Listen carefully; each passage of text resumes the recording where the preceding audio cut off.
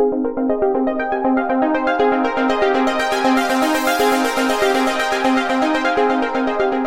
Dean Speakers series, which started in January, and the first one was by Professor Vijay Govindarajan. And then it was followed by Mr. N.R. Narayanamurthy, founder Infosys. And more recently, we had the breakthrough management expert and TQM expert, Shoji Shiba, speaking about his fishbowl theory and experience at our Mohali campus.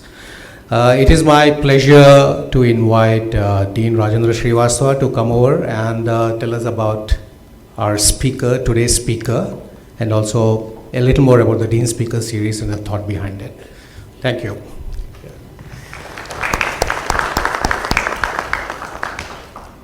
Good afternoon.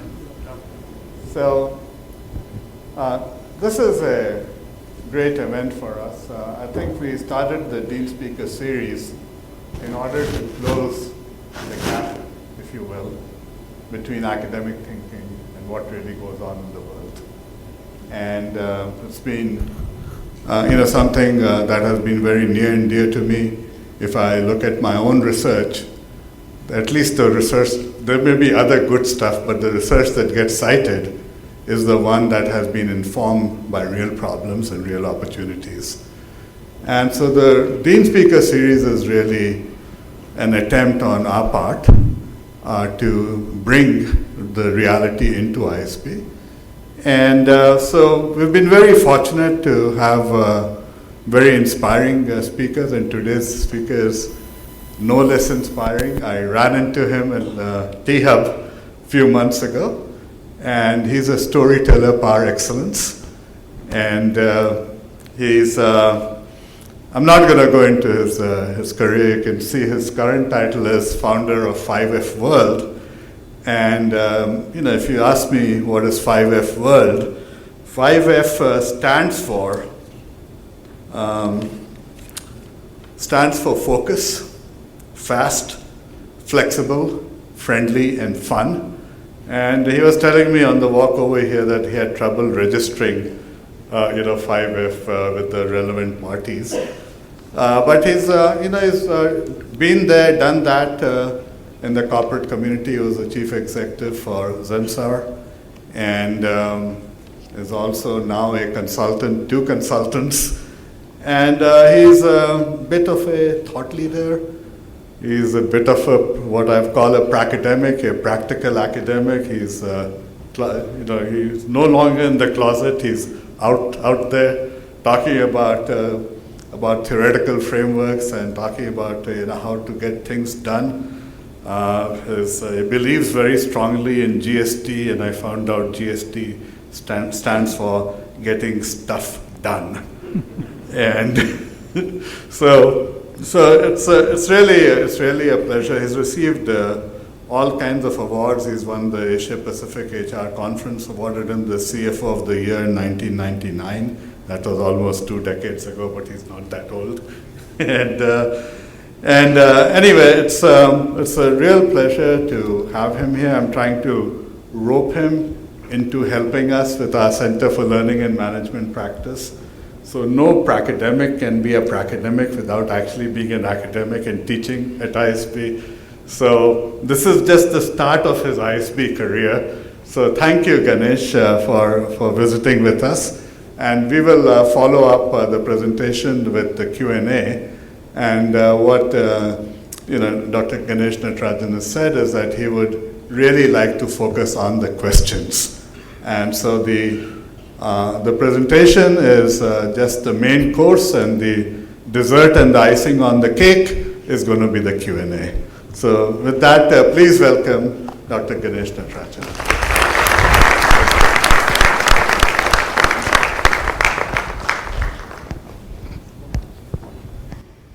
Thank you, sir. That was lovely as always. So thank you very much, Raj. It's a real pleasure. In fact, he was kind enough, literally in his first month, I think, as Dean of ISB, to come for a book launch of the last book I wrote, which was about my previous company, Zensar. And we really hit it off, and I really look forward to seeing how we can get the entire corporate community to participate much more with the academic sector than we have done in the past. And I think that's something that we'd love to do. What I'm going to do today, if it's okay with all of you, is take you through a very quick-paced presentation. I mean, all of us know digital. I mean, this morning I was watching TV and the whole discussion is about this new game called Pokemon Go. I don't know if any of you have seen that game. I'm just wondering how many more accidents we will have in this country with people playing games like this and walking. Because as you probably know, if you don't know, you can only play that game if you're walking. So before it gets banned, start playing it. I'm sure it's going to get banned. But I mean, so every day or every week or every month, you get this new thing coming out. It seems like digital will start making our breakfast and making our dinner. We'll not need everything else. So I just wanted to do 2 or 3 things. One is to kind of just open up the idea on why is digital becoming so important, A. B, where are the digital business leaders coming from? Because we all know about GE is now saying that everything that rotates creates data. And by redefining a statement like that, it opens up a whole new world of digital possibilities. But at the same time, there are some unknown, unsung digital leaders in the business community who will completely change the way business is done. So I want to give you a few examples of that. And then I want to do a bit of a peep into my current research, which I'm currently doing with some of the big consulting firms globally, saying how is digital going to become mainstream for business? I'm also doing a side thing on how will digital become mainstream for government. All of you know about the smart city movement and everything else, but we won't get into that. What is the methodology that companies are adopting, not just in India, but in China and Singapore and various parts of the world, to go mainstream with digital? So I'll try and do all this in the next maybe 25-30 minutes. But as Raj said, please, I mean, I'm here. I'm not a lecturer by profession, but I have been a trainer for much of my life. So very happy to engage on any ideas, any thoughts you have. If you have a pressing question that comes up while I'm speaking, feel free to raise your hand. But if you must, just keep the thought, because I'd love to. It's still an emerging science. There is nobody who can call himself or herself the expert on digital transformation. So it'll be wonderful to get your ideas. Also helps me to shape some of my thinking. So let's plunge into it. Is that an okay agenda for all of you guys? You'll survive me for 25 to 30 minutes and then survive the next 30 minutes. Okay. So this is just some initial thinking, and don't worry about the fine print. If any of you want a copy of this presentation, I'm sure they can mail it to you. And the fine print is more, when you look at it later, you'll get a lot more information. But I'm not going to dwell on much of this. So when we say a digital world, what does it really mean? I mean, there's just some data which we all of us know. Even in India, I mean, who would have thought 5 years ago that India would reach almost 1 billion smartphones which is what has happened at this point of time. So it's just that the ubiquitousness of access and connectivity devices is unbelievable. So it's not just phones and tablets, it's connected things. All of you know about the Internet of Things, where I was, in my previous company, we were working on a project where we said, let's place 500,000 sensors and actuators around the city of Johannesburg. Because every time you move, you will create data that is useful for somebody else. So this whole world of connected everything is what digital is all about. Online commerce, I mean, we've all heard of the Amazons and everything of the world, the Flipkarts, the Snapdeals, and that's again literally at its infancy. It's just beginning to happen, a lot more waiting to happen. If you look at the data flood, I don't know how many zeros goes into zettabytes, but 35 zettabytes is a humongous amount of data that's being created, and there's data being created literally as we think and as we speak. And the problem is not how much data is available, but what do you do with the data, which is very obvious. Generation C, which is what we call it, which is the connected generation, and this is not the hackneyed definition of digital natives and digital immigrants. I mean, there are 70-year-old people who behave the same way as a digital native. There are 18-year-olds who don't like technology. So don't get worried about the age distinctions of Gen Y, Gen X, Gen Z, etc., etc. It's just who adapts or adopts digital that much faster. And ubiquitous connectivity, which is the point I was mentioning earlier. This is something you may have seen earlier. I mean, to reach 1 billion users, the good old telephone took 75 years. Something called Angry Birds, which if you don't play the game, your children must be playing it, took 35 days. My guess is if they don't ban it, Pokemon Go will reach 1 billion users probably in the next 7 days. I mean, that is the speed at which people are adopting great new, crazy new ideas thanks to digital. So that's beginning to happen. This is again obvious, and the reason why we're all getting hyped up about digital and Amazon and everything else is because of the changes in technology. I mean, obviously, today an Apple iPhone 6, not even today, the iPhone 7 will be much better. But in 2014, the Apple iPhone 6 obviously was much smaller, but had the same or larger capability than the Apollo guidance computers which put man on the moon. So that is the rate of change of technology and the speed at which things are improving in the computing landscape. This is the interesting part, which again I'm sure all of you would be aware of. If you look at all these, Uber with cars, Facebook with all your photographs and everything that we share on Facebook, Alibaba.com, which is emerging as the biggest commerce marketplace competing with Amazon, Airbnb, which is the hotel room aggregator. The interesting part is, which who would have imagined this maybe 15 years ago, that none of them own anything. They are purely what we call aggregators. They build platforms and aggregate. And this is the model of the future. So any one of us who thought business meant having better factories and better corporate offices, etc., will have to think again, because ultimately business is what will get transacted in the mind, and value will be created not by physical assets. The whole idea of return on capital employed will probably go for a toss, because it is return on exchange of information. And no CFO in the world has been able to measure that yet. Return on network as a verb and not as a noun, if you understand what I mean. The way you can build the network effects across society. That is what will shape the future and the future business of tomorrow. So basically what we are saying is that the world's most popular content owner, Facebook, creates no content. The world's most valuable retailer, Alibaba, owns no inventory whatsoever. It's all aggregation. This is the obvious one. So if you look at competition, Penguin is no longer afraid of McGraw-Hill. NBC is no longer afraid of competition. Competition is a category change. So it's the Amazons of the world who are competing with all the incumbents. It's Netflix, which completely changed the way people consume movies. I mean, there's no concept of a traditional producer of books or movies anymore, and so on and so forth. We won't get into all this. I mean, a day will come when even a FedEx, which was such a great success story, will get completely obliterated by the Facebooks of the world and what Google is trying to do with physical combined with electronic, etc., etc. So all this is beginning to happen as we speak. What do we say? To pause at one point, this is clearly the era of platforms. If your company, your business, your startup, if you're a student as you go out of ISB and you say that, look, what can I do to really create a completely disruptive startup? That startup more likely than not is going to create a platform. Towards the end of this presentation, I'll talk about one entity that our company 5F World, which is basically a funding and mentoring agency for startups and early stage companies, is funding, which is completely redefining the way people will learn using technology platforms. So I'm saying literally, if you look at customer engagement, shareholder engagement, any form of stakeholder engagement, you can re-envisage a completely new paradigm of doing it because of the availability of new platforms. And that is the future. The future will be about platforms where you aggregate and don't own. And that is really what, if you remember one thing about digital in business, keep this in mind as we go along in this presentation.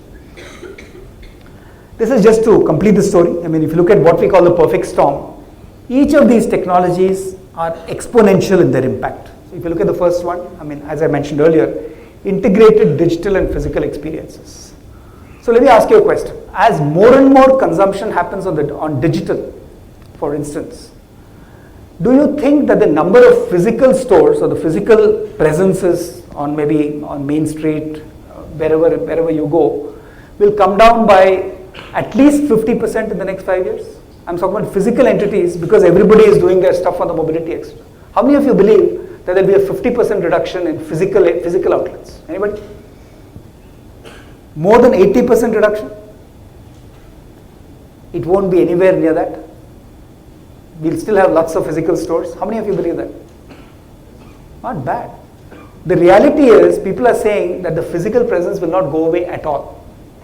If any of them, most of you would have, if any of you walked into the Apple Experience stores, The physical presence will be the second step in the discovery process. You will discover a new idea, a new product, a new service, maybe on your mobile phone, but you will still go to this absolutely snazzy up place to actually experiment. I mean, today if you walk into many main street stores, including Burberry's in London, you can actually try out one outfit and the rest of it is all on a digital platform where you can see yourself doing it. It will give you accessories. Within half an hour, you've tried out every dress in the store. And people saying that we're not going to sacrifice. So we'll still wander into that main street store and do it. So McKinsey predicts that almost 90% of the physical world will continue, but in a completely transformed, experience-oriented platform. So I'm just saying, let's not assume that things will change in ways that we think they'll change. Things will change in the way that intelligent people, intelligent marketeers, intelligent delivery people will make it happen. So that's really what we're talking about here. So that's the integrated one. The Internet of Everything is a Cisco terminology for Internet of Things, but that's obvious. Everything connected. I mean, my favorite story has always been, I mean, imagine 5 years from now and you're a factory executive, okay, and you're getting up at 5 o'clock. It's a fully automated factory, so there is nothing but robots on the floor, and you have all the dashboards in front of you. And as you get up from your chair to go home, your sensor has actually actuated the car. The car is actually communicated with your home computer and saying, look, this guy is going to reach home in 20 minutes. Is everything ready? And the refrigerator is sending out alarm signals saying, oh, we have no milk, and the man likes his tea when he comes there. So before you know it, you got into your driverless car. It's routed through the grocery. The milk is ready. It's picked up by a robotic arm from your car, given to the refrigerator, and you get your tea without knowing it. Now this sounds like science fiction, but this is so easy, isn't it? Because everything connected means that communication of needs, wants, etc., can actually be done automatically without you knowing it. So whole lifestyle, work styles will completely change as you go along. In fact, I remember somebody showing me 2 years back that a Japanese factory in full production in night shift. So they showed this big chart, and in that chart all you saw was darkness and you saw a little blob of light. And they asked us to guess, what is this place? And people, all kinds of zany ideas came up. Finally they said, look, this is full production Toyota's factory, okay, which, I mean, almost 4,000 robots making parts, not a single person there. So obviously somebody asked that question, but what is that little blob of light? He said, this is the only human being. It's a watchman going around with a torch, just looking around the factory. That's the only, you could argue that the robot could do this also.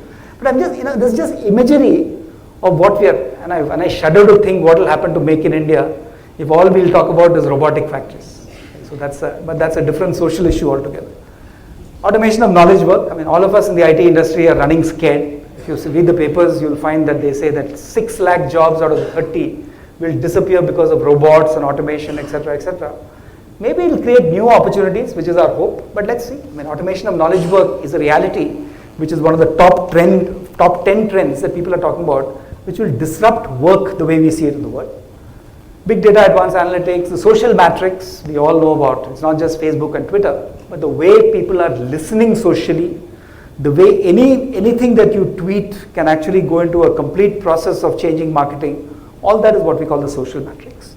And anything is a service.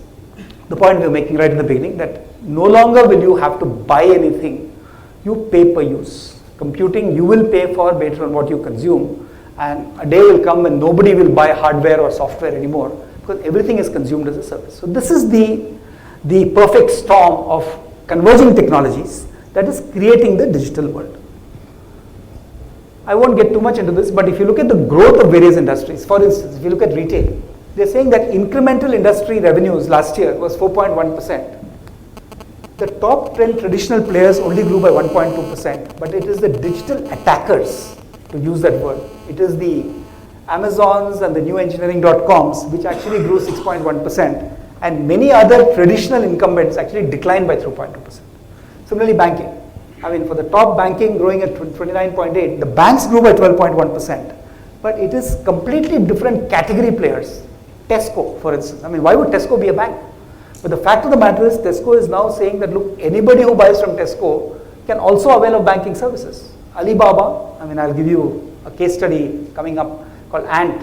Ant is a creation of Alibaba, which says that every financial services you've been used to availing of from the bank will now be available from Ant, which is a 37.5% owned subsidiary of Alibaba. So all the original different category guys, so this whole blurring of categories across products and services is what is creating this distinction. So these are the guys who are driving the 17.1% additional growth even in the banking sector. So that's the way you have to think of new paradigms emerging because of digital. This is obvious. I mean, 52% of the Fortune 500 firms since 2000 are gone. And it is still arguable. I mean, people are saying the center of gravity will irrevocably shift to the East and Asia. But we have to see. I mean, nobody is saying that the story of the West is over. But clearly it's as somebody said, when the paradigm shifts, everybody is back to zero. So we are looking at a 0++ for anybody, a startup, an incumbent, or a digital attacker looking at the digital space. That is what makes it so exciting for many of us who are actually researching and practicing in the digital arena. What it means is 5 trends, and I will very quickly run through this. Most of the investments in companies are going towards platform creation, okay, which is moving from cost planning to capital expenditure in platforms. Most incremental investment of companies, especially in technology, is in digital technologies, not in traditional on-premise technology. As I mentioned already, up to 25% of enterprise revenues in the future will be taken not by incumbents, but by new players, what we call the digital attackers. Adoption of digital technologies will vary. I'll explain to you what I mean by that. And of course, the workforce will be joined by robots and artificial intelligence. Somebody was humorously telling me that a board of directors, if today consists of 10 people, maybe 15 years from now, there'll be only 4 people and 6 algorithms.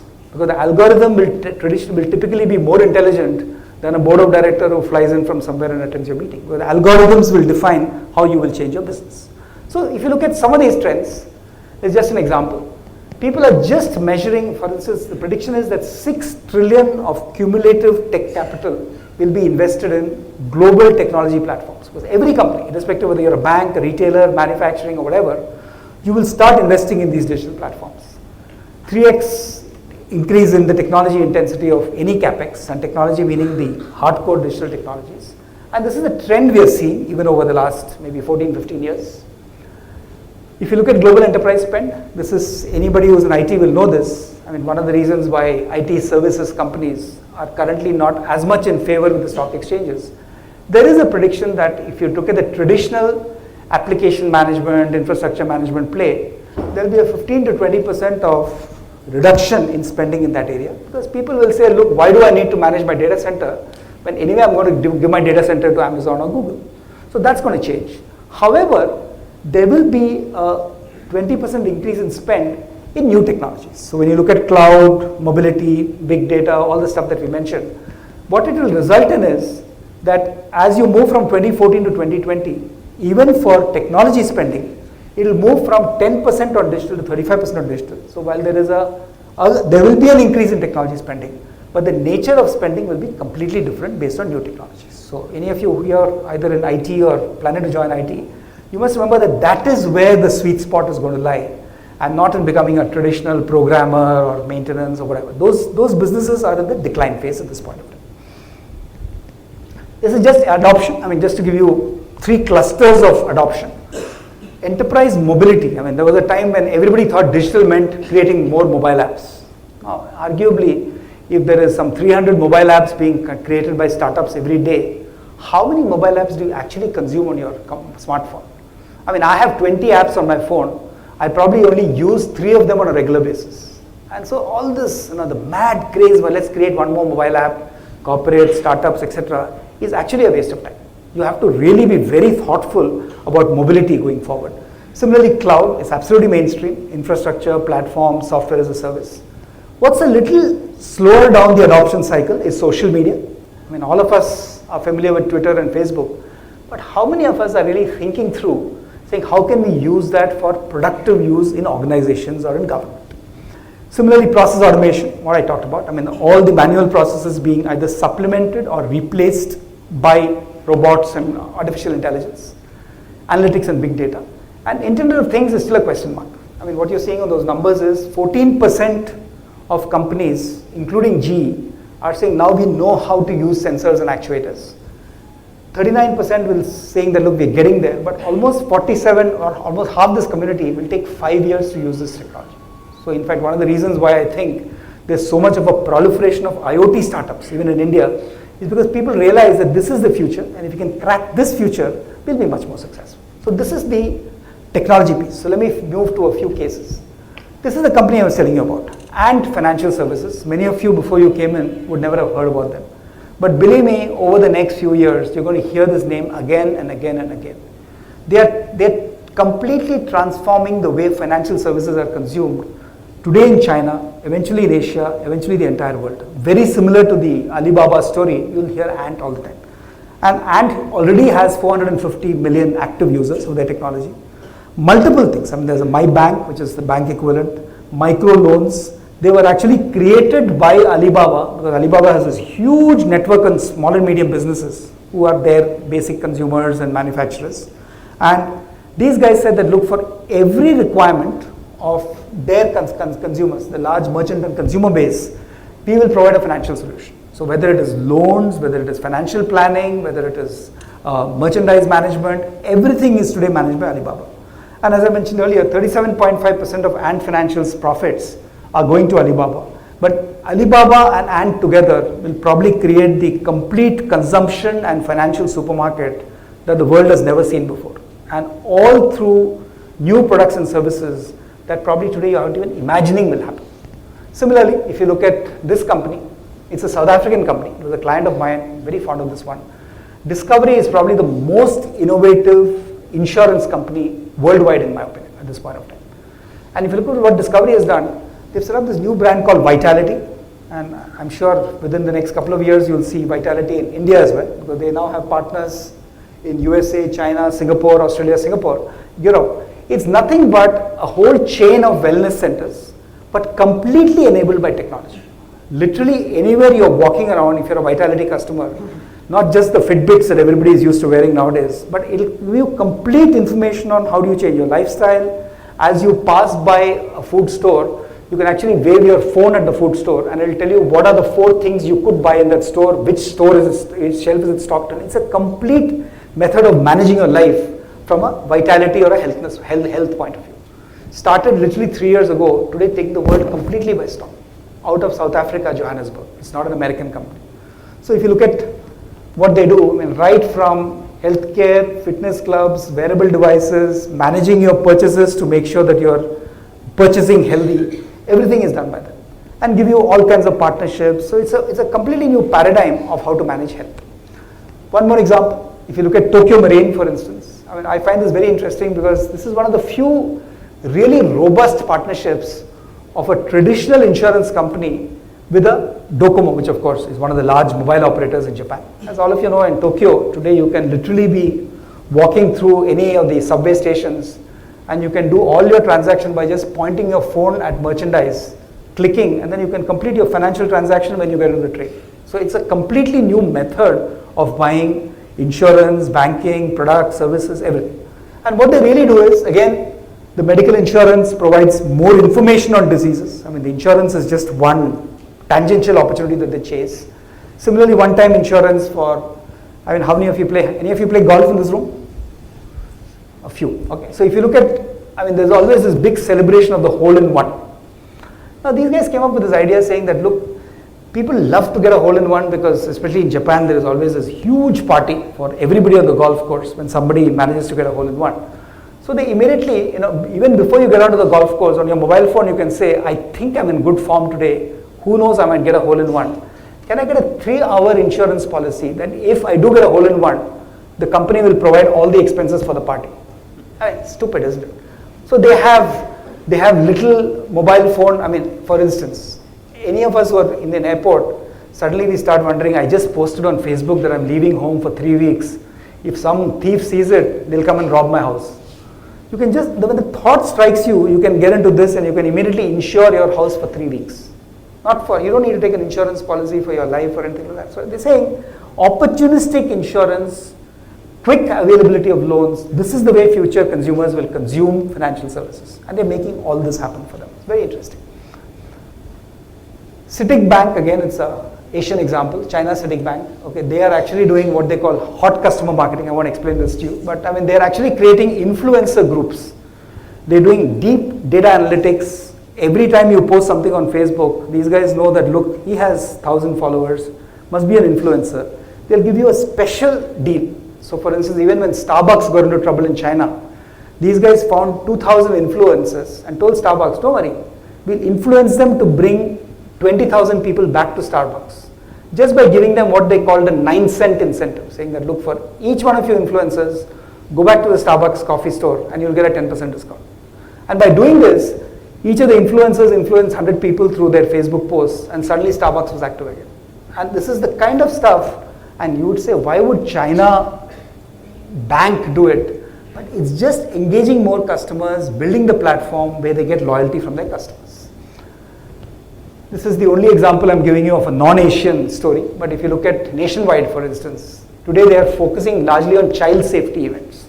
Again, by just telling young mothers, how do you really manage children's safety at home? Most people are, two families, it's everything from safety checklists for houses. You can actually post an inquiry to them saying, I've just bought this new house, post pictures of it. These guys, Nationwide, will tell you how to install electrical equipment so that it's safer. They're just building community. Because at the end of the day, it's all about, if you look at digital, one of my friends in Singapore was telling me, it's all about algorithms, community, and engagement. So what the business of tomorrow is doing with all these cases, and it's no accident that 4 out of the 5 cases I explained to you were from China, Japan, and South Africa. Because the real thinking on how to leverage digital for large communities is happening in Asia at this point of time. And that's what we have to keep in mind.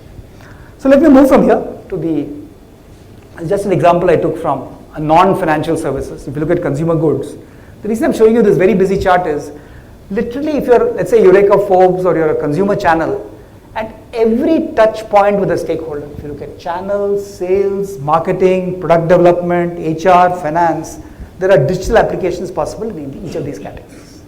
So the real question you have to ask yourself, if you're a CEO or a marketeer or a startup, is how do I leverage all these opportunities that are happening and really build some method into my digital strategy, which is the last 7-8 minutes of my session. So how do you make it happen in companies? What are people doing today, and what should they be worried about as a business to make sure that digital really becomes a transformational experience? Because otherwise, whenever I go to a company and say, look, what is your digital strategy? They'll point to 3 guys in the room saying, oh, they're building mobile apps for our business. And the mobile apps guys will very smartly say that, look, in the last 2 years, 2.6 million people have downloaded our app. You ask them the next question, how much of those 2.6 million are still using our application? There'll be a stunned silence. Because it's all about show and tell rather than a visceral change in buying patterns of your customers, which is the kind of examples I showed you. So that is digital transformation. So what it means, and we're kind of just working this model through, I'll just explain it very briefly to you. Every organization must take stock. Where are we really? Hold my hand to my heart and saying, am I really making a difference because of digital to any stakeholder? And for the sake of argument, let's say stakeholders are customers, partners, and employees. Then look at the digital structure. Then are we really creating a digital story which is truly innovative, like the examples I gave you, which changes the paradigm rather than just puts, as somebody said, lipstick on the bulldog. The bulldog is still the old traditional organization, and we had a mobile app here and a cloud service here and analytics here. It doesn't change anything. Are we fundamental in our thinking on digital transformation? The third is, are we encouraging the whole organization to think digital? Is every person out of your 6,000 employees really understanding what digital means to the firm? What we call the entrepreneurial mindset, where everybody comes up with ideas and say, this is the great idea. And a lot of people are saying, oh, we're going to support the startup ecosystem. We'll go find 10 fintech startups, we'll go find 20 edtech startups or healthcare startups. Not enough. Maybe the best ideas run within your firm. Maybe an Apollo hospital will find 400 startup ideas within Apollo hospitals rather than having to look at healthcare startups. I'm saying the point is, we have to have a culture of digital that pervades the entire firm. Digitizing processes, and I'll give you one example of a process that one of our startup companies we are funding is completely changing, and I'll explain that to you. And of course, a wonderful word called ecosystems. What kind of ecosystems of digital collaboration are we building with our partners, with our customers, like the Nationwide example of child safety, which will make the stickiness to your brand that much more evident for the company. So just to give you a few examples, I won't explain this to you, but digital organizations of the future or digitally transformed organizations will naturally be flexible, inclusive, high on innovation, very fluid in terms of new ideas, flexibility, etc., etc. Embed technology excellence everywhere and be very value driven. When I say value, it's not values, it's value to the customer, value to the employee, value to the stakeholder. So that's the digital organization of the future. It will mean lots of internal innovators, the point I was making earlier in terms of entrepreneurs, high customer centricity, not just in the marketing office, but in everybody in the organization who believes that this is the way we will transform our opportunity share, our market share, etc. And very high on skill development, as I said, change management to make sure everybody is, from the gut, believing that our organization is changing substantially for the better. I mean, this is just a method, I won't get into it. This is just an example I want to give you. Learning, for instance, and don't read this very busy slide. If you look at the way learning used to happen in my organization, Zensar, or it happens in any large financial services, IT, pharma organization, typically we still worry about training. I mean, we all purchase multiple e-learning software and hope that people will use it. If you measure the actual usage, you will find it's abysmal. And you're just generally finding that people are just not interested. I've joined this company, I'm entitled to do whatever, why should I learn? So we are saying how nice it would be, and I'll give you an example. Okay, imagine I've finished 6 months in a firm. It could be in a Cyient or a Deloitte or wherever. I'm just giving names at random. 6 months later, the organization decides that, look, these are the 5 or 6 career paths I have for this person. He could become a digital professional, he could do X, he could do Y. Each of those in very engaging formats, almost like the Pokemon Go, are gamified and shown to you saying this is the kind of change you could have in your career by doing this. You spend maybe 2 weeks on a mobile phone, on a tab, on a digital platform and just say that, look, what is my growth opportunity in this company in the future? And then of course, there's a little guy who will pop up. If any of you have used Cortana or Siri on the Apple phone, it's your digital assistant. So almost 1 week into it, the digital assistant will pop up and say, hey, I'm your digital assistant and I will help you to think through this process. So over a 2-week period, you as a learner say that, look, I really like what I'm seeing, but can I become a digital samurai and also learn how to run meetings better? Completely unconnected. And you're configuring your course. And the entire course is then delivered to you in what we call an adaptive learning style, which really means that if you are a consumer of video and you learn better through video rather than PowerPoints, it'll show you a lot more video. So every time you learn, it's taking you from one level of learning to the other. I remember the first computer I ever played, which is now in its 7th version, was a little game called Prince of Persia. And in Prince of Persia, you literally went from level 1 to level 2 to level 3, depending on how you managed to use this word, etc. So imagine learning being gamified to a level where you're actually competing with yourself. Before you know it, you will love the learning process and you have achieved your learning goals. So there's a startup I'm kind of funding today, which is just doing this. They're saying we'll create learning bots, we'll create artificial intelligence, we'll create virtual reality, etc., etc. And not only will be applied to the corporate sector, we'll apply to the social sector. So using digital to completely transform the way learning is done. So just to give you an example, this is what they do.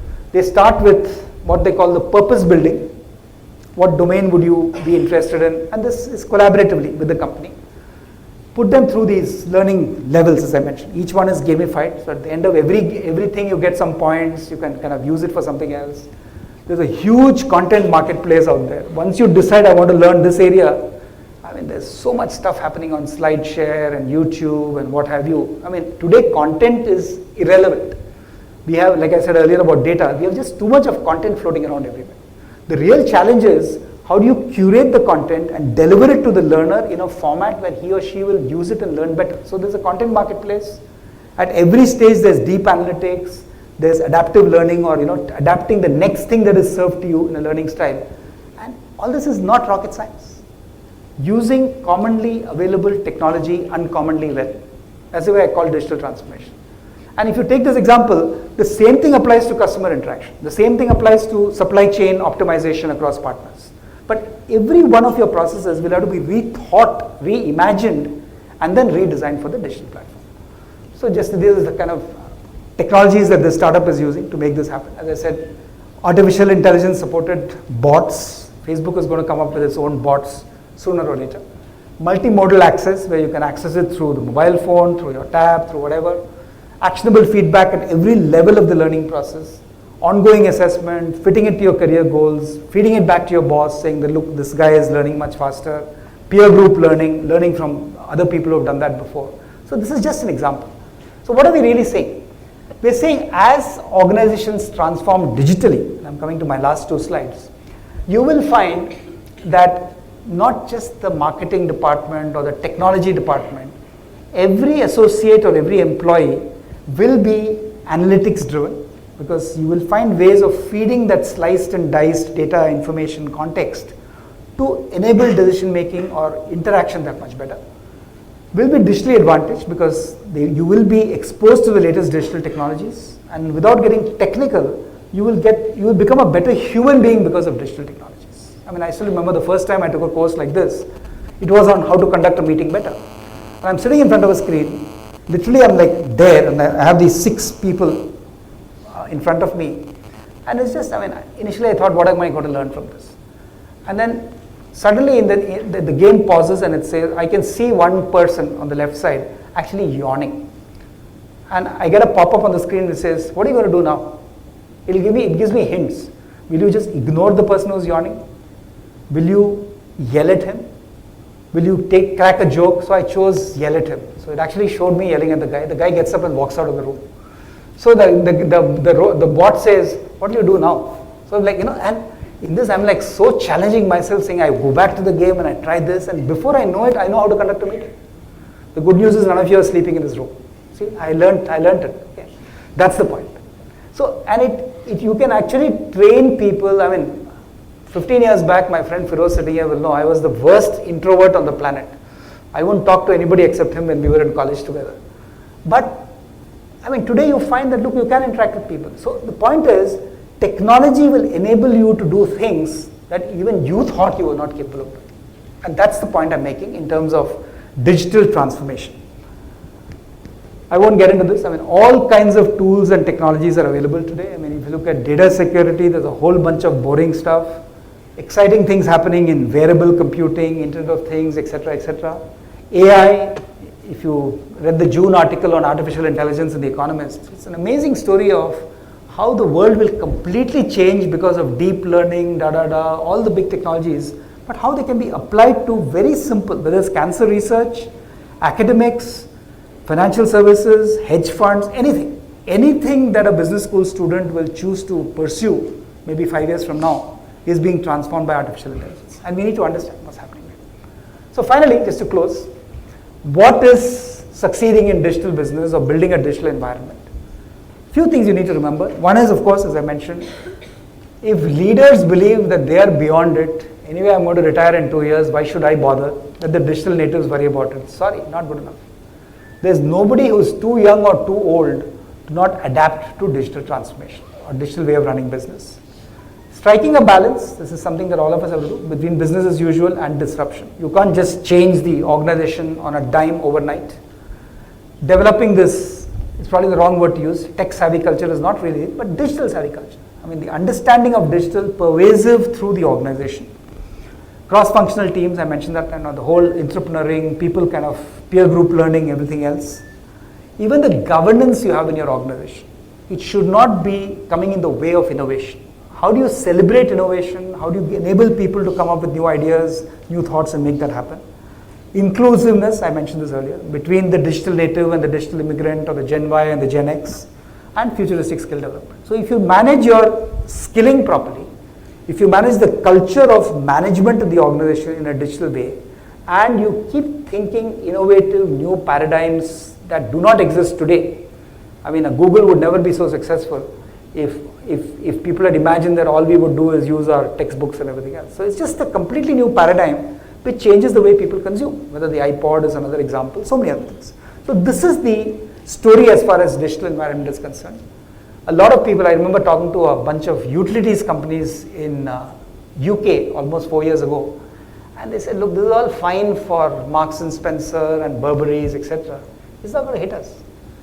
2 months back, I was talking to the same utility firm in London, their implementation of digital technology is today, I would think, superior to many of the banks in UK. But they just got onto the program and said, look, let's get number one in competitive space in utilities. I mean, they have IoT everywhere, they measure metering, smart metering all over the place. So literally in every dimension of business or human endeavor, they see the value of digital technology. So let me just end with my last slide, which says that, look, this is a digital way. Whichever way we can compete through innovation, or we can decide that, look, this game is not for me. But if you decide this game is not for me, my belief is that businesses who do not embrace digital will not exist beyond the next 5, or if you're lucky, maybe 10 to 15 years. So that's what I came to tell you. Thank you very much. I hope I wasn't too provocative. Thank you. Sir, what next?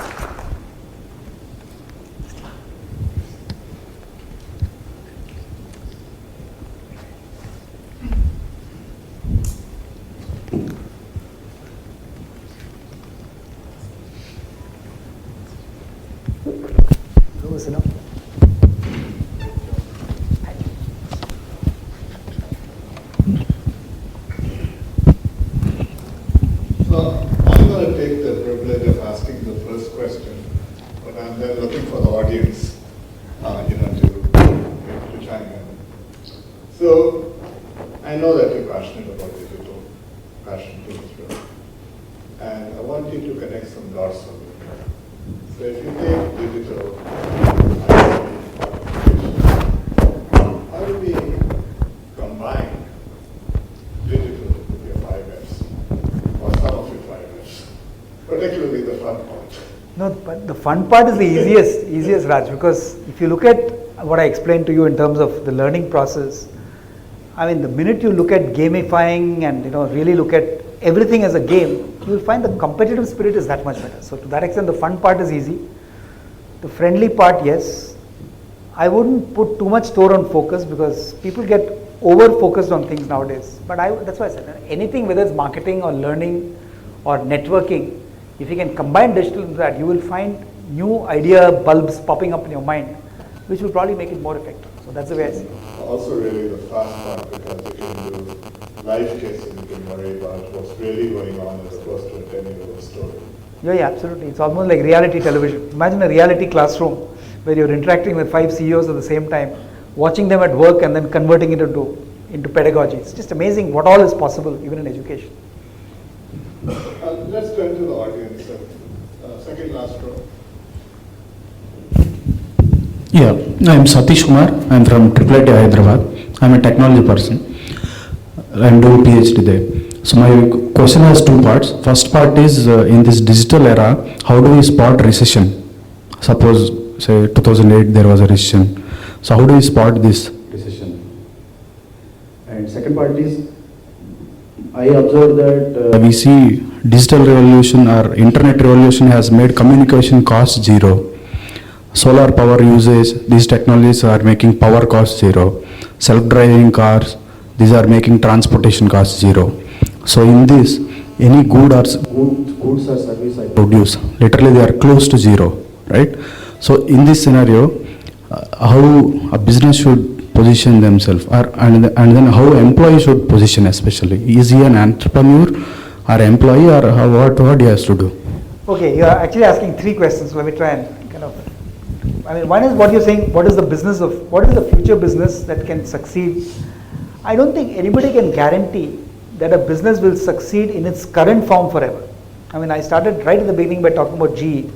I'm fascinated by the way GE adapts. Okay, that's why I said, if you look at GE's most successful, most profitable product, if you think about it, you'll say it was selling aircraft engines.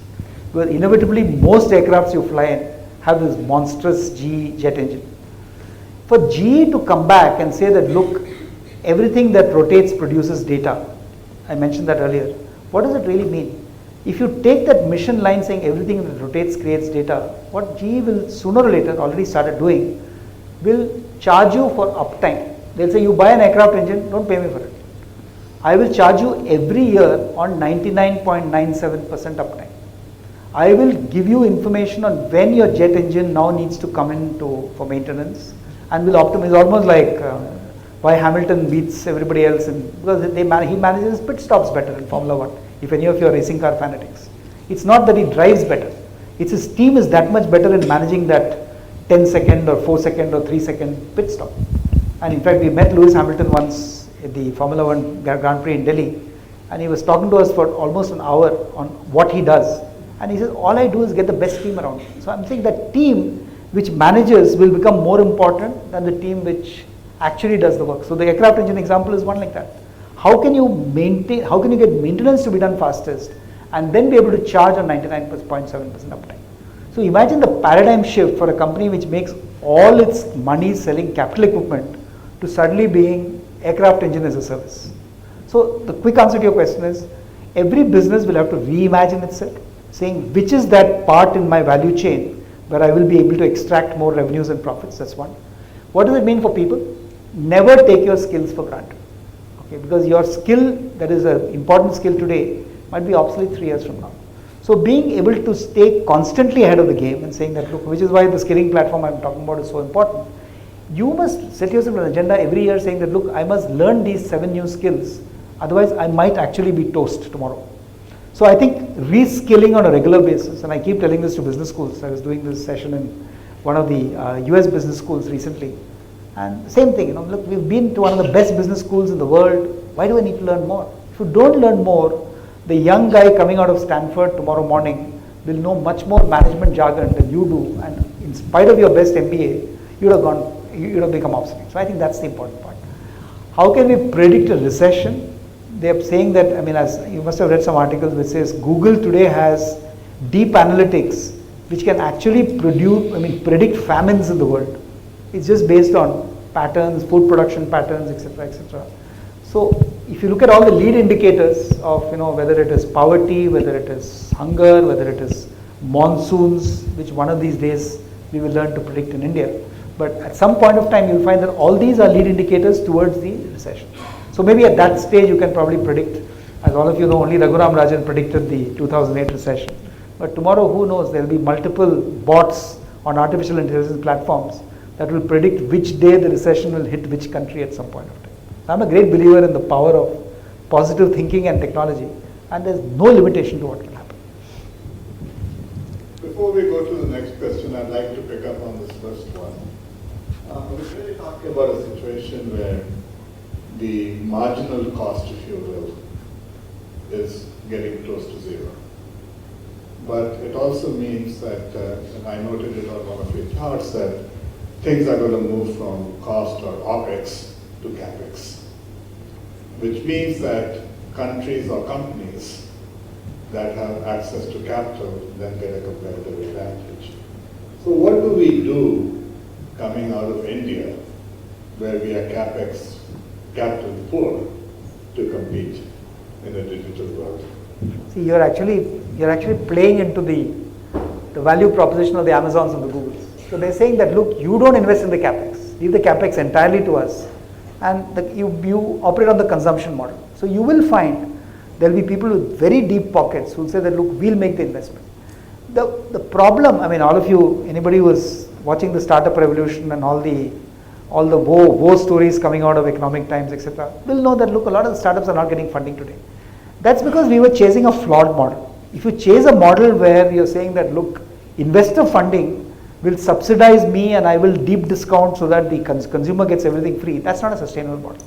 But if you build sustainable models based on your own CAPEX, to take your point, Raj, of what you should be investing in, I would strongly encourage people to invest in 2 or 3 platforms as companies which are core to their business, and then outsource everything else. There was a time when people said, oh, we will not use cloud because my data is not secure on somebody else's public cloud.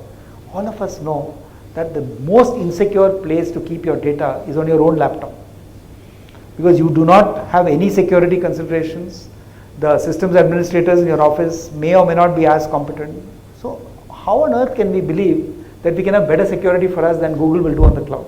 So I think once we get over these mindset issues, you will find, Raj, to your point, that you will take an optimal decision between how much CAPEX you own, how much of other people's CAPEX you will ride on to create consumables. And I think that's the trend that we're seeing. I was thinking you're probably going to add that there's more than money. So there's human capital, there's financial capital. Of course. Human capital is always the most critical thing. Unfortunately, the need for human capital is also coming down, but that is a topic for a different discussion altogether. Okay, there's somebody in the middle. Yes. Yeah, go ahead. Go ahead. Hi, I'm Pranay. We were talking about digital way, right? I mean, what exactly Bitcoin, the digital currency, going to hit the market? See, Bitcoin, if you really look at Bitcoin and everything else, I mean, I can take the next 1 hour describing blockchain technology to you. So Google blockchain, then you'll get completely confused by the first mass of data that Google will throw at you. Then pick something that looks easy to understand. Sorry, you may be a real techie, so I'm probably insulting you. But then go down to till you hit Bitcoin. So you'll realize, I mean, it's just the disaggregation of processes and putting them together in interesting ways that will create new value. So Bitcoin has not really taken off the way it should because of various people worried about an alternative currency emerging. But at some point in time, it's bound to happen. So even blockchain technologies, today people are talking about blockchain applied to banking transactions. So that is the way people will reconfigure where value is added, the point I was making earlier. And then you'll see that. But I don't want to get into blockchain or Bitcoin because it'll take me 1 hour to explain the intricacies of that. But we will focus on fintech later on. Yes. This is linked to the question that the Dean had. You talked about anything as a service, and you also talked about need for huge infrastructure and the ability to offer anything as a service. Obviously, companies like Amazon or Google or GE for that matter would have those deep pockets and be able to offer anything as a service. What is the play for smaller organizations? Where do you see that in 5 years, smaller organizations will have profitable play? See, it's a very interesting question, and I would think the role for small organizations is to be part of a big ecosystem. So for instance, I mean, a lot of my young friends in America are setting up companies. The vision of the company is, how can I get acquired by Facebook in 2 years' time? And there's nothing wrong with that model, because I mean, if Facebook gives you $200 million after 2 years, it's a good vision to have. But sometimes it's fraught with a lot of risk. Okay, so I would say that how can you be a defensible player, value player in one part of the ecosystem? Like even this company that we are funding, as I told you, this learning company, it's a great idea. There was another company that we are funding which actually built the entire citizen engagement platform for the Pune Smart City. And just to give you a story, 8 months back when we started engaging with Pune, it was nowhere in the picture. There was nothing defensible to say to get into the Prime Minister's top 100 smart cities, top 20 smart cities list. But we said, let's just do citizen engagement. So we found a little startup, okay, which was struggling for 4 years, but they had these wonderful APIs, I mean, for the tech community. And the APIs could actually create communities of technology sharing, whether it was for 4.5 lakh people in the smart city of Pune, or for 200 people doing an idea exchange platform in a company. And we said, why don't we just go and take it to the powers that be in the city of Pune and say, we will give you a completely new proposition. You will become the first in the smart city race on citizen engagement. Took exactly 3 weeks to build the platform because all the seeds or the APIs were already there. And sure enough, I mean, if you look at the smart city ranking, Pune came number 2, Bhubaneswar came number 1, which I have not understood yet. One of these you'll understand. But if you look at the reason why Pune got chosen, it was because of this citizen engagement. So I'm saying, the reason I'm giving you this long answer is, here's one little company, completely unheralded, but today they became the hero of just making a substantial change happen. Of course, the smart city engagement platform now involves NGOs, social enterprises, everything else. But if it's powered by something you're able to create in an innovative manner, I think that makes a difference. But if you set up I'm very impressed that my friend Shiv Shankaran has announced this new taxi aggregator. He has the pizzazz to pull it off. But I would be very scared if somebody set up the next Ola or the next Uber in India, because you're competing with 800-pound gorillas who don't want you as competition. However, if you said, I'll create an app which ensures that the surge pricing mechanism is optimized that much better so that Uber taxi drivers make more money, that's a great idea. So I'm saying, don't look at competing with the biggest of the big boys, but look at something which at least for the next 4 years you can take this forward. And if you take this idea I gave you, and who knows, Uber will buy you for $200 million going forward. So like this, you'll always find some discontinuities in the value chain which you can address through your startups. And I think that is probably the solution for SMEs. I mean, I'm talking to a little SME who's going to participate in this Make in India platform by just I mean, he's got this very interesting idea of LED lighting and saying for specific categories of housing, I will make the best in the marketplace. Great idea, because he's choosing a category which is defensible. But he's not saying that, look, I'll compete with GE Lighting and everybody else and take them on, because that is a very high capital intensive, very high investment game, which may not work. So I think you'll have to really choose and pick your place. Hi, Ganesh, this is Madhusudan. Before I could ask my question, I just wanted to clarify. He was asking how can we detect a digital recession. So the other day I was reading there was a Naukri job speak index, which has recently come into the market. So on the Naukri's job speak as an index. The second one is the number of companies visiting the campus is the best parameter, I think. So coming to my question, is number of companies visiting campuses a sign of recession? If it drops, okay, if it drops. So in your presentation, you had touched upon IoT. So when the opportunity is so big and is so scalable, one comes out too fast, and when it is coming up, we hardly are aware of the repercussions, like the hack. It's now being called the Internet of Hacks. So when most businesses are trying to build solutions around it, how can you assess the valuation or the return on capital employed, ROCs on such business model? No, the ROC of a company which uses IoT or a company which is building IoT solutions? Which is building and trying to project solutions for the customers B2B or B2C. It's difficult to say, because ultimately, if you have this producer mindset saying that, look, I'm building the coolest technology on the planet, like this company I mentioned earlier, you can still build. I mean, this is a good old Ogilvy theory that you can build the best mousetrap in the world, but the world will automatically not beat a path to your mousetrap because they won't know it exists. So there's a marketing issue also. So which is the point I was making. Today, I mean, I was just chatting with a few friends in Bangalore. There are close to 600 to 650 known incubated IoT startups in the country. And none of them, maybe you know some, please tell me after this session, none of them have revenues over 1 crore rupees. And you're saying, why are so many people building the same solutions, rather than saying that, look, I'm building an IoT solution for a specific domain. But I was actually advising a young, two guys from IIT Bombay who set up an IoT startup in Mumbai. And we got them a couple of customers. I mean, we got them one of the very large tire manufacturing company, which is now putting sensors in their tires, very similar to the GE model, that as it rotates, it will actually tell you at what stage you should, optimum time for you to replace your tires, which is exactly what the Formula One guys do in the Formula One races. But this kind of, where you think of an application and work backwards to your technology is sometimes more important than just creating the best cool technology without having a clue of which formal application is going to be invested. So again, I think your point is, when you say return on capital employed for a new startup, whether it's IoT or anything else, just make sure that the return on their capital employed will come when they have some visibility on what is the application which is large enough where they can provide a unique proposition. And once you start thinking in those terms, you'll do the linkage from producer to customer that much faster. So that's what I would look at, and I can happy to chat with you separately on this. Yeah. And I can't stop from putting in a quote for you guys to remember. It's not just technology, it's business at ISP. Yes, absolutely. Second one, please. Yeah. Hello, sir. Good evening. See, whatever you were discussing, it's all visionary. It's all. It's happening now. No, it's happening. I'm not denying.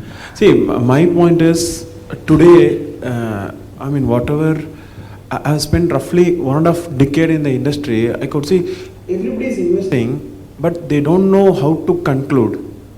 See, for example, banks. They all have invested in big data. Lot of consulting companies are coming. I will do big data. I will do big data. But trust me, sir.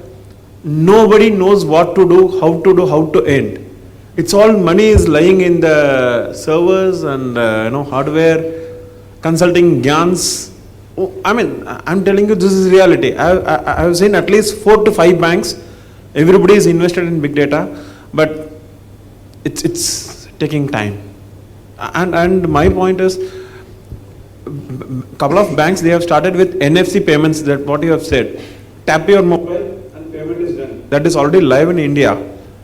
And then I could say proudly, I'm one of the contributor for that. But it's going to minimum take some more time, because in India, there is no concept of social security number. So there is no single entity which will tell, if I touch this, I will have this entire history of an individual. It is not there. So whatever you are telling, it will happen in future. But then for that, certain basic things that still India is struggling, people are struggling. So a youngster like me, I'm just thinking, I'm worried or afraid how things will evolve.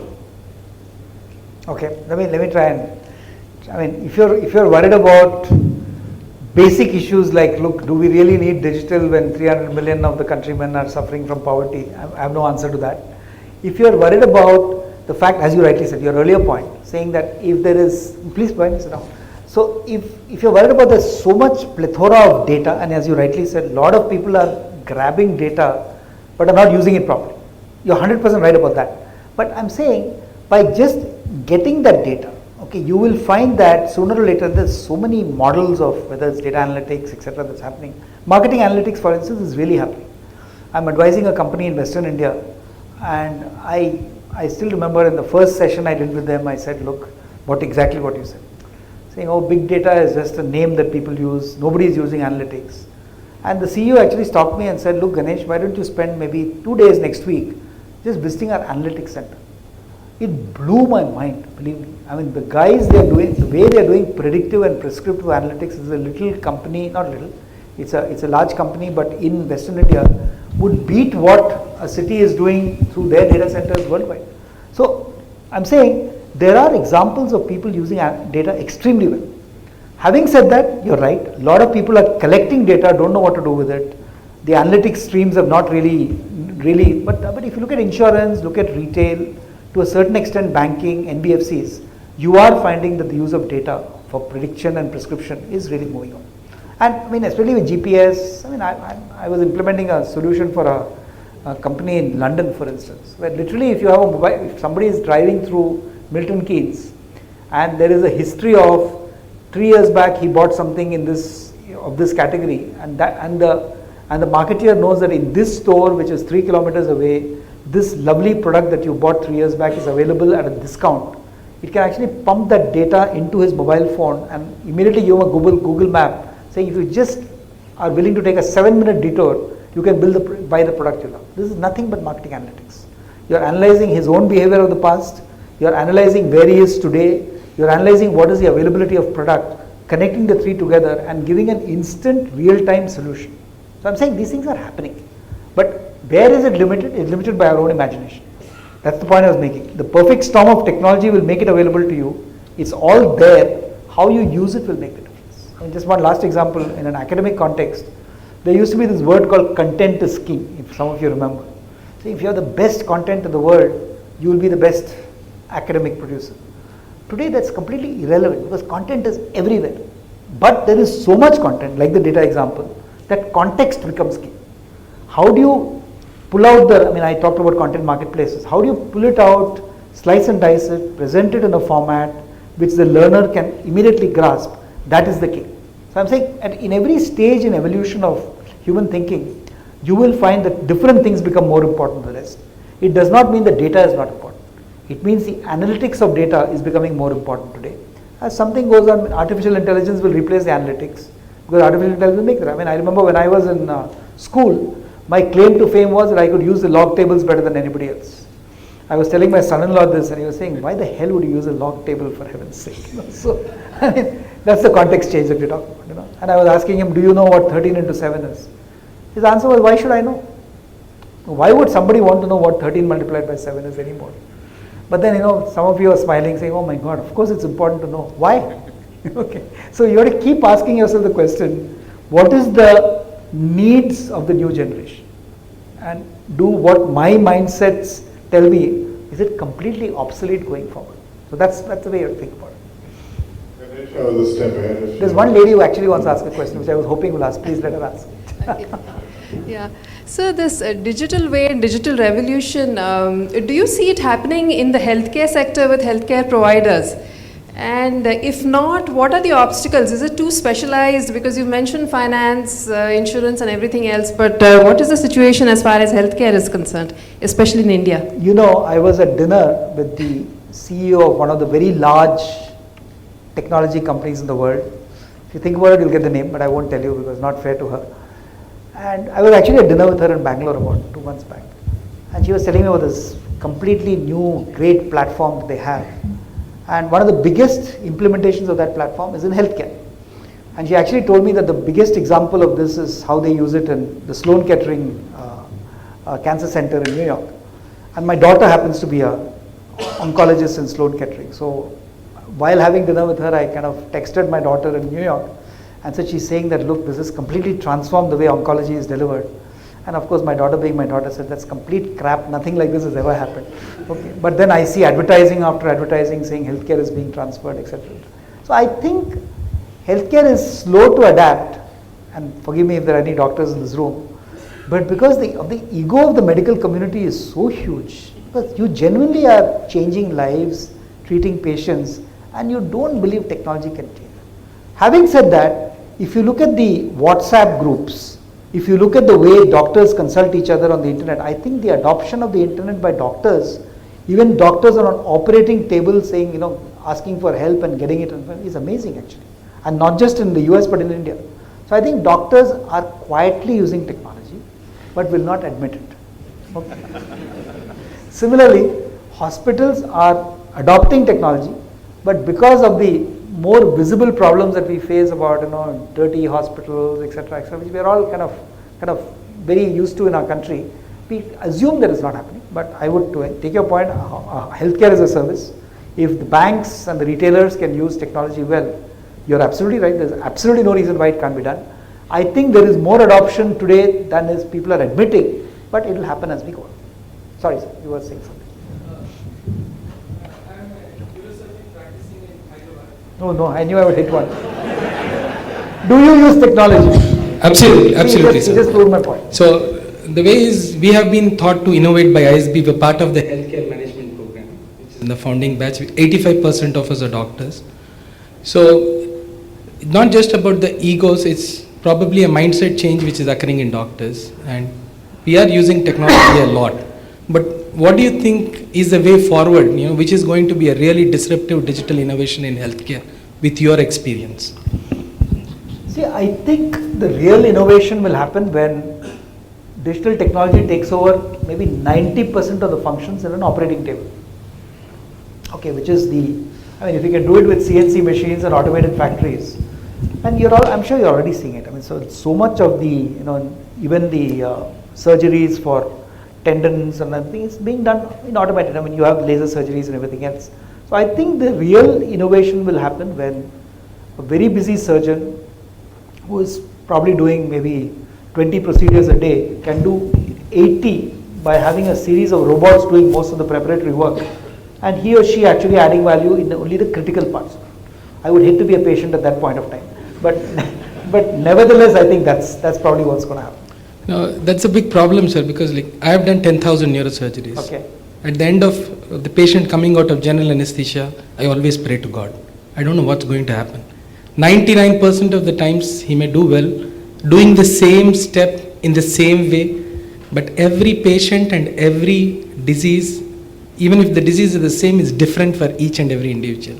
That's a big issue with healthcare of patients. You're proving my point. If ultimately only God can help a patient, then how does it matter whether the operation was conducted by you or by technology? The issue I'm asking is, can we try to find out the way people are coming and using healthcare? That's what I was trying to think. Not the operating part. I think that's not going to change. No, you're absolutely. See, all the peripheral services is just, the problem we have in all Indian entities, whether it's hospitals or retailers or manufacturing companies or banks, except banks probably an exception. People are not investing enough in technology. Let's face it, at a time when popular wisdom said that at least 6% of your revenue you should spend on information technology. If you're in services, 10%. I had a client 15 years ago in Bombay who said, look, everybody's saying 4% I should be spending. He's a large engineering projects firm. He says, we only use a few PCs here and there and we are successful. I mean, so India, we almost have a pride in saying, oh, we don't need technology. We will anyway succeed. I mean, if you have so many patients coming to you flocking, I mean, if you go to Tata Memorial Hospital in Bombay, it's a great hospital with great medical professionals. But if you go there, my daughter did a 2-month internship in Tata Memorial 2 years back. And it was shocking and I thought she'll come back and say the quality of healthcare is awful. She was totally impressed by the doctors. She says, my God, these guys come in at 8 in the morning, they don't go home till 11 at night. There's so much commitment in the medical fraternity. But she said, do you realize that before entering the hospital, I have to use the restroom because I will never get a chance for the next 8 hours to go to a restroom because I will have to go over the bodies of 40 patients who are just lying there waiting for healthcare. Now, if you are this kind of patient needing healthcare and you have such limited capacity, why would you invest in technology? You will keep saying that, look, anyway, my demand is not a problem, but I will slow down my investment in technology. So I'm saying, as we get more healthcare facilities in this world, in this country, and then there is hopefully some competition starting, that's when people will say, let's make technology really work for the benefit. I mean, I was talking to an eye hospital in Chennai about 10 years back, and I was asking them, why do you keep dilating people's pupils? It's what they call valuable waiting. That the minute I go to an eye clinic, if I'm just sitting there for 1 hour, I feel impatient. But if somebody says, I'll put drops into your eyes, and then you start worrying about what's happening to my eyes, 1 hour passes without your knowing what's happening. I'm being cynical, so don't get me wrong. But I'm just saying, that's the way we see patients. I mean, you're a doctor, you know it. My daughter keeps telling me this, saying that, look, in India, if you get cancer, the doctor will tell you, look, you do this, you do this, you do that. In Sloan Kettering Hospital, she has to sit down with the patient and the entire family for 2 hours, explaining the course of treatment she is advocating, what would be the alternative courses of treatment, why she is suggesting this, etc., etc. And she said it takes a lot of time, but that's the way we treat patients in America. I don't know if it's true or not. I mean, I'm not a doctor. But I'm saying we are so used to finding a solution and going on and not answering questions that technology will not help us because we think we know everything. But at some stage, we will have to be much more thoughtful about our decisions, about our service, about our healthcare, and hopefully at that point of time, you will see the value of some technologies. But I'm just making an extreme point.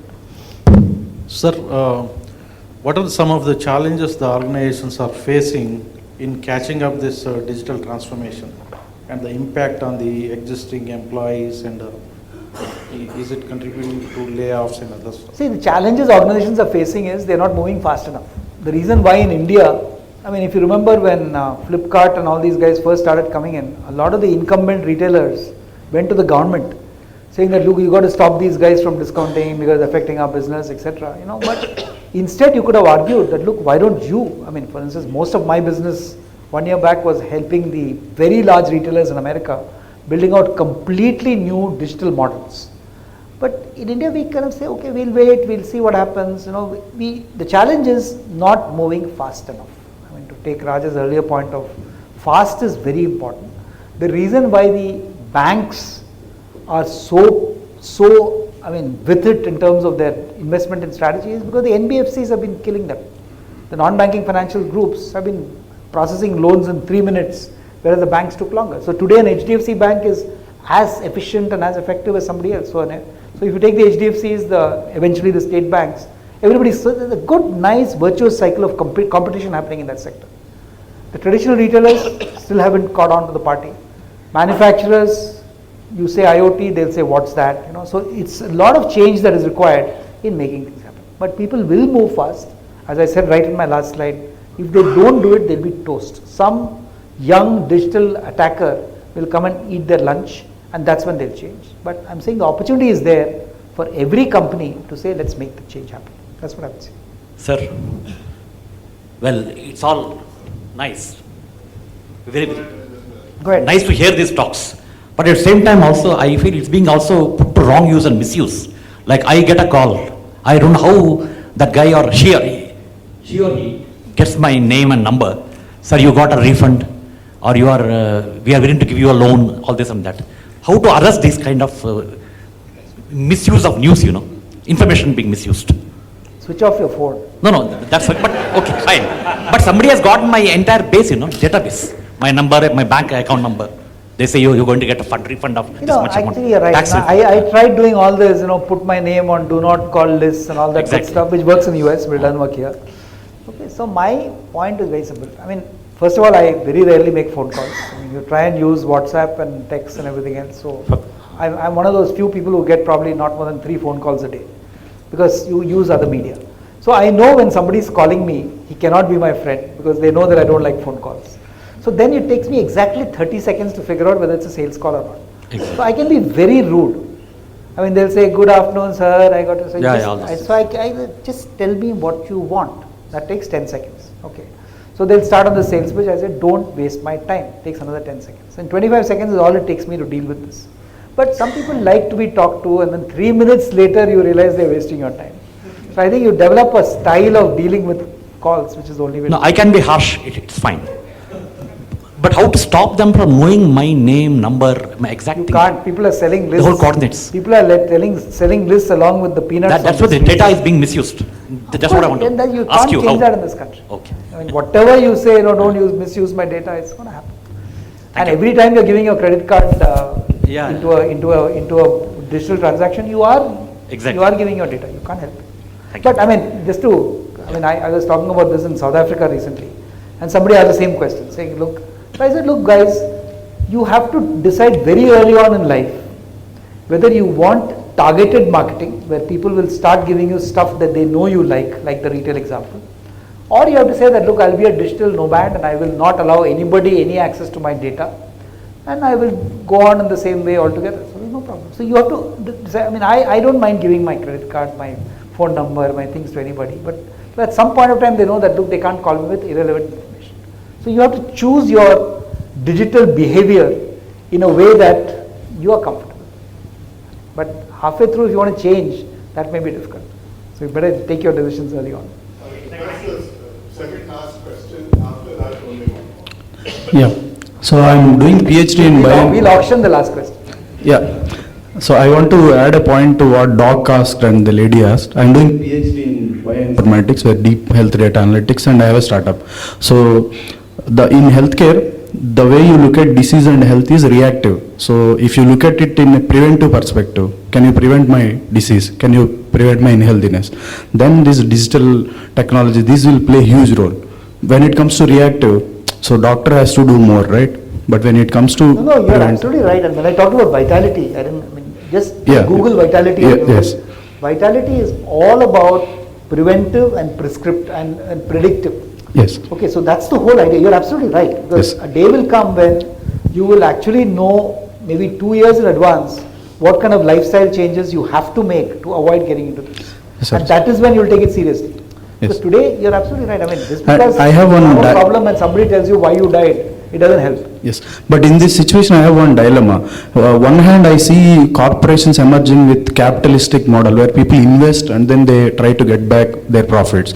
And I see another type of trend like Wikipedia, where you write something, 10,000 eyes are watching what you are writing, right? You go to India page, you change something, 10,000 people are watching, okay? It might be more than 10,000. So this is one model where this is very popular. Many corporations tried to create, but they could never do it. Even a page about India, nobody could write such an article with so many facets.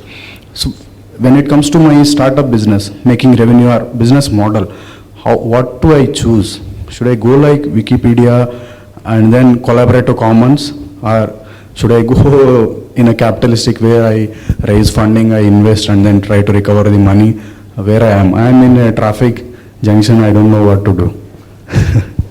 Okay, let me give you, do not do a startup unless you have a good idea. I mean, it's almost like, oh, I must do a startup. What do you mean I must do a startup? So first make sure that you have come up with an idea which at least today sounds defensible, differentiated, etc. A. B, make sure that it's not just your idea. Please validate with 10 people before. That is why the value of mentors and incubators in a startup. C, make sure that you build a team of complementary skills around you. D, make sure you have a good funding runway. If you don't have a funding runway, today there are too many people who are going around saying, oh, I have not now got 10 lakhs, my friend has given me 5 lakhs, my father says he'll give me 5 lakhs and I'm doing this startup. Without having a clue on what does it really take to be successful. And don't forget that angel investors are not waiting around the wings to give you money. And if they wait around the wings to give you money, they'll take 20% of your company, which you don't want to give away. I mean, everybody thinks that equity is cheap, but at the end of the day, that's very important. So I think once you have that idea, team, mentor, and funding in place, only then, not funding in place, but at least a funding plan in place, only then you should do startups. But don't just do startups because the whole world is waiting with an incubator to give you 3 weeks of free space. That doesn't help at all. You get the last question. The last one. So two of them. Okay, we'll do 2 last questions. Good evening, sir, and first of all, thank you very much for sharing your valuable experiences with us, sir. And myself, Venkatesh, and I would like to ask one question to you, sir.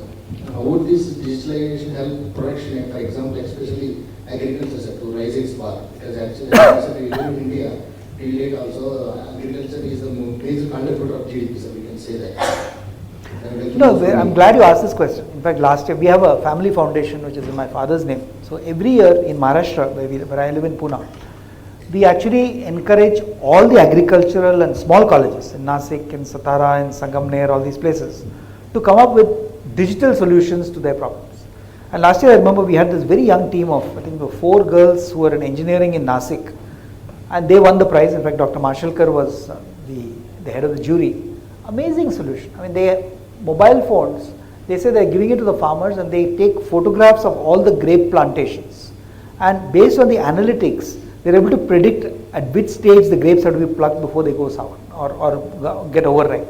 And it's a full analytics platform that they didn't build it because they're still students. But they said we can build this full analytics platform that will then give feedback to every grape farmer in the districts of Sinnar and Sangamner in Maharashtra, which will enable them to double their grape output in the next 2 years. Absolutely amazing. Okay, and I mean, we had some 400 applications like this. So I'm saying there's enough happening in agriculture. Hopefully, we will see a lot more of this improving. As we all know, farm productivity is truly pathetic in our country. So definitely, we need to look at that. So, but again, I'm not the expert at all on agriculture. Just giving you an example. Yes, ma'am. You get the last question. Thank you so much. I'm Priyanka and I'm currently a student over here. I had a question drawing from something that you said, that digital is coming a long way from just being mobile apps. And we're seeing that being absorbed by the consulting organizations as well. Long ago, McKinsey, Deloitte used to do only do apps, but now they're going to digital strategy. But now that is growing, the whole definition of digital strategy is so far and vague and wide. If you were to divide it or subdivide digital strategy into 3 key subdivisions, what would it be? As I told you, I would look at it as the digital value proposition. When I say value proposition, it is value proposition for every stakeholder, customer, employee, business partners, etc. So they have to just think through that value proposition. That's one. Second is, how do you deliver on that value proposition? Because there are, if, for instance, if you're a consulting organization, you could either deliver on the value proposition by building a platform. So for instance, if you're serving airlines, you could build a platform that enables them to maximize fuel efficiency, crew turnaround, etc., etc. You need to decide what you do. And the third, which is my favorite always, is skill everybody on digital. Because if you're an airline which is looking at digital, you must make sure that even like for instance, morning I was flying in on SpiceJet, and she's just reading it out, that if you have a feedback, you can do this to us. She hasn't really been trained on what's the value of encouraging somebody to get onto that feedback and give it, So I think that's the 3 things you must do. Choose what areas of digital will transform your stakeholder. Choose what is the method, whether it's platform, domain, whatever, that you will make it happen. And third, ensure that every touch point the stakeholder faces is equally competent in talking about it. The third one sometimes is the most difficult. And even in this wonderful company I said I'm advising, after that 1 week I said, look, now your best bet is take your 20,000 employees and make sure they are digitally trained. And the CEO told me, but why? I have 2,000 marketing guys, they should be trained. I said, no. Where your service will break down is when they're interacting with delivery and then they find that, oh, this digital was just hogwash in terms of marketing. So I think if you take these 3 components, you'll probably be much better off. If you find a better answer than mine, you please join 5F World when you graduate. All right. I made a comment at the beginning that Ganesh was a great storyteller. I have 5 questions for the audience now. And the question is, was he focused? Was he fast? Answer is yes, right? Say yes. Was he flexible? Yeah. Was he friendly? And is he fun? Yes. Okay, so now we know why he's the CEO for 5F World. Thank you so much. Thank you. It was a pleasure. Absolute pleasure. Thank you so much. Small token of gratitude and appreciation. Thank you. Oops. One more ISB gift. Thank you. Thank you again. He always is 30 seconds late for picture. He wants evidence. Thank you. Thank you very much. This is the conclusion of the 4th Dean Speaker Series. We'll come back soon with the next one. We'll be communicating with all of you. Thanks for coming. Thank you.